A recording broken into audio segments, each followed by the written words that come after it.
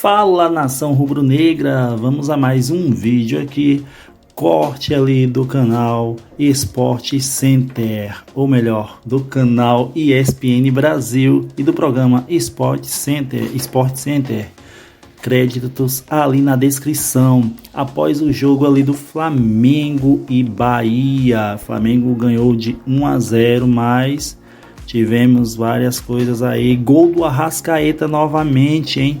Mas também dois jogadores aí do Flamengo que será que vão estar lesionados. Ixi, isso aí complica pro Flamengo, hein? Expulsão do Gerson, pênalti também pro Flamengo que não foi marcado. Tudo isso e muito mais vamos ver aqui agora. Lembrando, créditos ali na descrição para ESPN Brasil. Estamos de volta ao Sport Center para falar da vitória do Flamengo. Acabou agora há pouco no Maracanã, Flamengo 1, Bahia 0 com gol do Arrascaeta. A gente já tem os melhores momentos. Boa noite, Eugênio Leão. Boa noite, Abel Neto. Boa noite, fãs de esportes. O Flamengo conquistando 3 pontos que, pelo menos, vão deixá-lo dormir na liderança do campeonato, né? Uma vitória contra um Bahia que escalou maioria de reservas no início do jogo. O Flamengo poupou alguns, mas teve maioria de titulares. E como sempre faz, especialmente em jogos no Maracanã, deu aquele calor inicial, né? Muita pressão nos primeiros 15, 20 minutos, justamente o período em que o Flamengo abriu o placar com mais um gol do Arrascaeta, né? Arrascaeta chegando a 7, é isso? 7 gols no Campeonato Artilheiro Brasileiro. do Campeonato Brasileiro. Depois que ele vestiu a camisa 10, virou artilheiro. Olha aí, cruzamento do Michael, ele subiu, se antecipando a zaga, desviando de cabeça para fazer o único gol da partida. Antes do gol, ele já tinha, tido uma outra oportunidade também. Sim, foi travado pelo Ramos Mingo. Primeiro goleiro, depois o Ramos Mingo. O Flamengo começou a ter problemas ainda no primeiro tempo com lesões, né? Perdeu 2 jogadores e aí queimou 2 janelas, né? 2 paradas para substituição ainda no primeiro tempo. Saiu o Alan e aí entrou o Luiz Araújo com o Gerson passando a jogar como um dos volantes. E depois saiu outro volante, saiu o Pulgar com uma fisgada na coxa e entra o Everton Araújo. E aí o Flamengo guardou as demais substituições apenas lá para o final do jogo, né? Já perto do encerramento, aí colocou Pedro, colocou Joshua. E para tentar equilibrar, porque o Bahia, na segunda etapa, foi o time que se lançou a partir da metade do segundo tempo, começou a colocar os seus titulares. Então, saíram o Everton Ribeiro do banco, o William José, Cauli, o Rogério foi tirando do banco jogadores, Eric Pulga, que qualificaram mais a equipe e tornaram o jogo imprevisível, né? Aí teve essa expulsão do Gerson, já perto do final da partida. Ele pisa realmente no pé, né? Pisão duro ali. Acho até que ele não teve exatamente a intenção, mas pisou, merecido o cartão vermelho para o Gerson. E a partir daí a arbitragem vai se perdendo, porque tem o cartão vermelho, depois tem um chamado do VAR para que ele marque pênalti num lance que o Flamengo quase fez um gol, a bola bateu na trave e depois ficou uma loucura ali, um bololô na área. Ele vai ao VAR, consulta o VAR e não marca o pênalti. Esse lance agora, ó. Chute do Luiz Araújo na trave. E no rebote a bola pega na mão. Acho que é do próprio Ramos Mingo ali, né? E na hora é difícil, muito difícil de ver, mas o VAR deu a câmera lenta, em close, e me pareceu que a bola bateu mesmo no braço do Ramos Mingo. Ele achou melhor não marcar o pênalti. Estamos vendo ali um detalhe, na câmera lenta, ó, esse toquezinho aí. Ele considerou que não foi o pênalti. Depois ainda tem um lance que o próprio Ramos Mingo, que pisa também no jogador do Flamengo, no Joshua. Para mim é um lance semelhante ao lance do Gerson, que deu uma expulsão. Daqui a pouco a gente fala mais sobre esse lance. Antes, só vamos dar uma olhada nessa tela sobre o Arrascaeta. Olha só o título, vai ser bola de ouro? Arrascaeta em 7 jogos no Brasileirão, que foram 8 rodadas, mas ele deve ter ficado de fora de um, por isso que tá lá. 7 jogos dele, 7 gols. 3 assistências, então são 10 participações diretas em gol em 7 partidas. 4 vitórias garantidas com gol ou assistência, liderando aí praticamente todos os quesitos do Campeonato Brasileiro. Não do Flamengo, né, Eugênio? Do Campeonato Brasileiro, só em assistências que ele está em segundo lugar. vive um momento excelente, né, o Arrascaeta. E a gente contou ali os gols do brasileiro. Teve gol na Libertadores, nessa semana, né? No jogo lá contra o Central Córdoba. E é um jogador que parece fisicamente estar mais inteiro do que em momentos anteriores, que a gente viu o Arrascaeta sofrendo muito para ser mais efetivo, porque estava sempre um pouco mais lento e tal. E agora, com melhores condições físicas, ele não consegue, como a maioria, né, manter isso o jogo inteiro. Muitas vezes é substituído no segundo tempo, mas no primeiro tempo está entregando muito. E voltou a entregar com esse gol decisivo. Uma vitória importante do Flamengo e vai sempre aumentando aquela conta, Abel. São 16 jogos do Flamengo contra o Rogério Ceni como treinador e 16 vitórias do Flamengo. Nem sequer empate aconteceu até agora. O Rogério que no final ficou reclamando lá com o Daron, com o Tempão. Não sei exatamente o que ele dizia, mas acho que o Flamengo tinha mais do que reclamar do que o Bahia no jogo de hoje com relação à arbitragem. Acertadas na sua visão as estratégias ou as escolhas dos técnicos? Rogério Ceni pelo Bahia, escalando um time misto, um time reserva, né? E o Felipe Luiz ali apostando nos seus titulares. Lembrando que o Flamengo vai jogar só na quinta-feira pela Libertadores contra a LDU no Maracanã, ou seja, não tem viagem. Já o Bahia joga quarta-feira e tem a viagem até a Colômbia para enfrentar o Atlético Nacional de Medellín. Né? Então explica mais, né, a opção do Bahia por poupar a maioria dos seus titulares. E o Bahia fez hoje o 35º jogo dele na temporada. É muito jogo, é o time que mais entrou em campo esse ano no futebol brasileiro. Então tem um desgaste, não tem como. O desgaste é muito forte. E o time que o Bahia colocou em campo, o time reserva, ele levou o jogo, conduziu a partida, criando dificuldade para o Flamengo, é claro. E sofreu muito ali no início, do primeiro tempo, né? Todo mundo, né, que joga no Maracanã sofre nos primeiros 15 minutos. Depois o jogo vai assentando um pouquinho. Isso foi, por exemplo, contra o Corinthians, né, aquela goleada. As coisas acontecem muito dessa Juventude. forma. E por aí vai. O Flamengo tem isso como estratégia. Mas depois foi um jogo que ele conseguiu sustentar. E aí sim, parte da estratégia. Quando você tira no segundo tempo 3, 4, 5 titulares que dão mais força e entram descansados contra um Flamengo que aí sim também está desgastado, é nítido que o Flamengo caiu de rendimento físico nos últimos jogos. E aí acho que a estratégia era essa. Botei os mais descansados para que pudessem cansar o Flamengo para tentar dar o bote no final. É que esse bote não aconteceu, o Bahia não chegou a dominar o jogo, teve ali oportunidades, mas não chegou a pressionar o Flamengo. Então, pelo menos ele descansou um pouco os titulares para a sequência da temporada. E o Flamengo fez o contrário. Agora, o Flamengo deixou de fora jogadores importantes. O Pedro, por exemplo, que entrou no segundo tempo. O Flamengo continuou com muita dificuldade de preencher aquele espaço da área. Bruno Henrique nunca foi centroavante e não tem conseguido dar boas respostas jogando naquela função. Então, talvez ele pudesse até ter colocado o Juninho na centroavância, mas não. Ele insistiu com o Bruno Henrique, que não teve mais uma vez uma boa atuação. O Flamengo que não teve o De La Cruz, o Flamengo que não teve o Wesley no jogo de hoje. Hoje foi na lateral esquerda, que tem tido ali um rodízio, né? Hoje foi o Alexandro, vinha jogando o Ayrton Lucas, vamos ver quem vai jogar na quinta-feira. Teoricamente, o Alexandro é titular, né? Então, ele recuperou a condição, está bem de novo, joga. Mas são mexidas que são feitas, não tem jeito. É o rodízio natural que o futebol exige hoje. Estava vendo mais cedo o jogo do Fortaleza, inclusive, né? E conversando em casa com meu filho, ele, pai, esse time é o reserva ou o titular do Fortaleza? A gente não tem como precisar quem é reserva, quem é titular. Quem joga na direita? Principalmente no Fortaleza, né? Porque o Vojvoda dele alterna bastante. Gira demais. Quem é o ponta direita? É o Marinho ou é o Pikachu? Quem é o ponta esquerda? É o Breno Lopes, que hoje foi titular? Às vezes não joga ele. No meio de campo troca demais, o tempo inteiro. O Martínez, Pochettino, que fez um belo gol hoje, inclusive. Os volantes, os zagueiros lá atrás trocam o tempo todo. Davi Luiz já jogou muitas vezes, hoje não teve Davi Luiz, Tinga, Tite, agora tem o Mancha, que tem jogado bastante. Aí você está comparando com? Estou falando com todo mundo, assim, que o Fortaleza tem um elenco que os jogadores são num nível muito parecido, titulares e reservas. Sim. E isso facilita para ele fazendo rodízio. Mas todo mundo é obrigado a fazer o rodízio. Porque você vai olhar, hoje em dia você tem a tecnologia, né? Da medicina. Então, os jogadores vão lá, fazem os seus exames, tiram lá todos as imagens e todos os dados importantes para você avaliar se o jogador está próximo de uma fadiga muscular ou não. Então, você descansa aquele jogador. Ou tem condição de jogar 10 minutos, 15 minutos. Não pode jogar mais do que isso.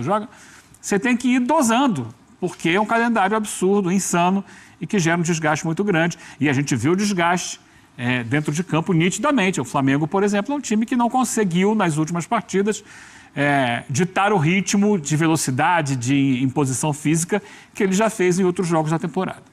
A propósito, temos uma tela que compara o número de finalizações do Flamengo nesse jogo de hoje contra o Bahia, no primeiro e no segundo tempo.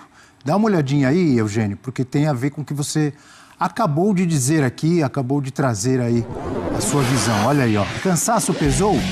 Finalizações do Flamengo por tempo de jogo contra o Bahia. No primeiro tempo, 10 finalizações. No segundo tempo, já cai para menos da metade. Chama atenção, né? E o detalhezinho ali embaixo. 5, essa última linha é sempre boa para a gente ver, para contextualizar. 5 finalizações até fazer o gol, aos 7h35. Portanto, metade das finalizações do primeiro tempo nos primeiros 7 minutos. Entra para dar aquele calor, entra para dar aquela pressão, entra para resolver a partida nos primeiros 15 ou 20 minutos. Depois vai administrar. É isso. Até porque o adversário também entra no jogo. Começa a entender os caminhos, as movimentações do Flamengo. Mas sim, pesa. O segundo tempo sempre é abaixo. E aí a gente tem os números do jogo com muito mais posse de bola para o Flamengo, 61-39, 14 finalizações também aí, uma supremacia rubro-negra, 5 certas contra 2 do Bahia, 4 grandes chances do Flamengo e 2 do Bahia, 27 ações na área rival contra 12 do Bahia, gente. Sim, isso reflete a superioridade do Flamengo no jogo, que passa pelo time titular do Flamengo. E eu acho que poderia ser assim também, se fosse o time titular do Bahia. Às vezes, por estratégia do Rogério, o Bahia do Rogério é um time grande, é um time que hoje se posiciona no cenário do futebol brasileiro como um dos protagonistas, como um time que vai brigar pelas competições e que normalmente gosta de ter a bola. Normalmente, nem sempre. Semana passada, contra o Botafogo, vitória do Bahia, ele fez o contrário. Aliás, algo parecido com o que aconteceu hoje. O Botafogo foi quem teve mais a posse de bola. O Bahia, naquela ocasião, jogando na Fonte Nova, recuou, baixou as suas linhas e passou a atuar no contra-ataque. Naquele dia, foi no sábado, inclusive, no sábado passado, funcionou. O Bahia ganhou o jogo do Botafogo. Depois hoje, perdeu do Nacional, levando gol de contra-ataque. Levando gol de contra-ataque. Ironias. O Nacional do Uruguai. Ironias do destino. Hoje era o Flamengo e o Flamengo conseguiu resolver o jogo muito cedo, com aquele gol do Arrascaeta. E depois o próprio Flamengo teve aquelas chances que a gente viu agora, do chute na trave do Luiz Araújo, já perto do final do jogo. Eu acho que foi o outro grande momento do Flamengo no jogo, depois do gol marcado aos 7 minutos pelo Arrascaeta, que a gente está revendo agora. Então não teve, assim, um volume de criação, de jogadas, de ataque, de pressão tão grande assim como a gente já viu o Flamengo fazer esse ano contra outros adversários. E poderia ter feito contra o time reserva do Bahia. Não conseguiu. Queria voltar àquele lance em que o Daronco, o árbitro do jogo, ele é chamado para analisar um possível pênalti para o Flamengo. A bola teria batido na mão do jogador do Bahia, ele vai ao VAR, olha o lance e resolve não dar o pênalti. Me chamou a atenção, Eugênio, não achei a decisão errada, eu penso que o árbitro deve ter essa personalidade de, mesmo sendo chamado, é esse lance aí que está passando agora, se ele é chamado e ao rever o lance, ver o lance com os detalhes do vídeo ali, pensar que a decisão dele de não ter marcado o pênalti estava correta, manter essa decisão. Por que eu digo que me chama a atenção? Porque é raro, não sei se você concorda, 90% ou mais, aí eu estou chutando uma porcentagem aqui, mas a maioria das vezes que o árbitro é chamado, ele vai lá e confirma o que o VAR está mostrando para ele, ou porque ele foi chamado. Olha esse lance aqui e tal, possível pênalti, possível expulsão. A maioria das vezes o árbitro vai lá, olha e confirma aquilo que está sendo sugerido. O Daronco, um árbitro experiente, né? Foi lá e falou, não, tô olhando aqui, pra mim não foi pênalti. Não acontece muito, né, Eugênio? Não acontece muito. É raro. Porque precisa ter personalidade para ir contra o que o pessoal que está na cabine está te mostrando, normalmente. E, aliás, não é a primeira vez que o Daronco faz isso. E já viu o Daronco fazer isso e tomar decisões equivocadas, errar. A de hoje é muito interpretativa. Nem todo toque de mão do defensor configura pênalti. Então vai para a interpretação de cada um. Foi uma ação de bloqueio? Foi um movimento antinatural? Tudo isso conta, né? Ele interpretou que o toque não foi suficiente para que ele considerasse pênalti. Porque existiu o toque, e aí uma coisa que eu aprendi com a Renata Ruel, com o Simon e tal, a gente olha para a bola e você percebe que a bola muda a rotação dela a partir do momento que há um toquinho de leve, é um toque muito leve com a mão. E não sei, eu acho que... O Simon, inclusive, desculpa eu te interromper rapidamente, o Ciro, que é o nosso editor-chefe hoje, até me passou aqui agora, que o Simon falou com ele, agora há pouco, por telefone, por mensagem e tal, dizendo que o Daronco acertou. Então, para o Simon, o Daronco acertou ao não dar o pênalti. Personalidade, interpretação, até que ponto esse toque... Olha, agora que a gente vai ver. Há um toque muito leve, para mim, não tem consequência. Não, ele tocando ou não na bola, não aconteceria nada. Mas aí é da interpretação de cada um. O pessoal da cabine entendeu que devia chamar, nem que fosse para que ele olhasse o lance. E eu acho que se a cabine não chamasse, ia passar despercebido. Porque foi muito rápido, um bolo de jogadores ali. E é um movimento muito rápido. Então segue. Agora, no final do jogo, a gente viu o Rogério Ceni reclamando uma barbaridade com o Daronco. Não sei exatamente o que ele estava reclamando, né? O time dele teve um pênalti que o VAR indicou não marcado contra ele. O Flamengo teve um jogador expulso, que foi o Gerson. Ele deu 13 minutos de acréscimos e ainda teve o lance que, para mim, foi um lance muito parecido com a expulsão do Gerson e que ele não expulsou, o VAR não chamou para expulsar o Ramos Mingo no lance com o Joshua. E merecia o cartão vermelho. O Alacian, não o Joshua. A gente está revendo aí a imagem da expulsão do Gerson, né? O lance que o Daronco, a princípio, dá cartão amarelo. Olha lá. É chamado para rever o lance, né? Para acompanhar as imagens pelo vídeo e aí ele troca o cartão e dá cartão vermelho. Eu estava até olhando aqui o próximo jogo do Flamengo. É o clássico Flamengo-Botafogo na 9ª rodada. Obviamente o Gerson vai ser desfalque, né? Vai ter que cumprir a suspensão por causa dessa expulsão. Na minha visão, expulsão merecida. E o Simon também já mandou um recado aqui, que ele concorda com o cartão vermelho, gente. Acho que aí não tem discussão, né? Imagino que na hora, na velocidade do lance ali, o Daronco não tenha visto o pisão no pé. Acho que ele marcou ali pelo tranco, né? E ele usa o braço também. Mas quando você vai pegar a imagem e olha no detalhe o pisão no tornozelo, é um pisão realmente muito grave, um pisão que leva ao cartão vermelho. E eu acho que não há discussão com relação a isso. O próprio Gerson não reclama, ele já cumprimenta ali o companheiro, tira a abraçadeira de capitão e segue chateado pro vestiário. Acho que não era nem intencional. Acho que era uma tentativa de alcançar a bola ali, mas ele pisou gravemente. É o Eric Pulga, né? Que estava na jogada com ele, se não me engano. E acho que não tem discussão aí. Aí o cartão é correto. Perfeito. A gente tem uma tela, um assunto que você abordou agora há pouco, mas só para a gente dar com exatidão nos números. O Rogério Ceni, olha o título. Freguesia, Rogério Ceni como técnico contra o Flamengo. Aliás, ele que foi campeão brasileiro, dirigindo o Flamengo em 2021, né? Já era 2021, mas era o campeonato de 2020. 2020, é verdade. Da pandemia. Exatamente, você tem razão. Então, contra o Flamengo, são 16 jogos e 16 derrotas. Que coisa, hein? É isso aí, nação.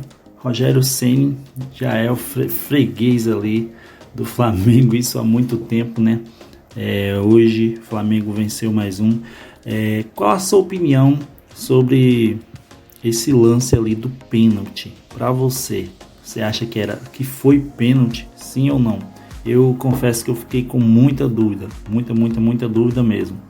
Porque ao mesmo tempo, quando o jogador estava ali no chão, ele atrapalhava ao mesmo tempo o Cebolinha a fazer alguma coisa ali, entendeu? E na hora ficou parecendo que ele toca um pouco a mão, tipo, para a bola ir pro lado do goleiro, entende? E também, não sei, é bem confuso isso ali. Então, tivemos 2 jogadores do Flamengo aí também que saiu um pouco ruim ali, né? Tomara que não esteja lesionados gravemente, para que não atrapalhe aí pro jogo da Libertadores aí, jogão que vai ter quinta-feira, né? A Arrascaeta brilhou novamente, foi o que fez o golaço aí do Flamengo, para o Flamengo dormir aí em primeiro lugar. E amanhã também o Palmeiras vai perder, amanhã não, né? Agora já é domingo, então agora no domingo o Palmeiras irá perder, o Flamengo continuar na liderança, com certeza.